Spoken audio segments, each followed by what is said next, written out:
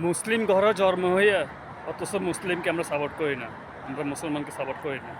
আমরা এমন জাতি। আপনি কি জানেন সবাই একদিন কবরে যেতে হবে? আর কবরে তো জানেন তিনটা প্রশ্ন করবে, মার রব্বুকা, ইয়া দিনুকা। বিশ্বনবী সায়াদাকে বলবে এটা কি চিনেন? যদি উত্তর না দিতে পারেন তাহলে তো মাই শুরু হয়ে গেছে। ওইখানে আমুলিকে বাঁচাতে পারবে না, বিএমপি আপনাকে বাঁচাতে পারবো না। সেজন্য অনেক খেয়েছেন, আর খাওয়ার দরকার নেই। এবার ইসলামী পথে আসেন, এবার ইসলামী পথে আসেন, জামাতকে পছন্দ করেন।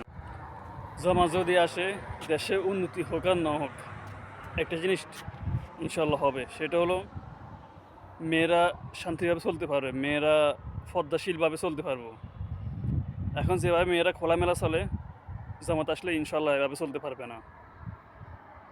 তারপরে আপনার কোরআনে কয়টা আইন অন্তত চালু হবে আশা করি, কারণ তারা তো এখন বর্তমান যেভাবে চলতেছে এভাবে চলাবে না।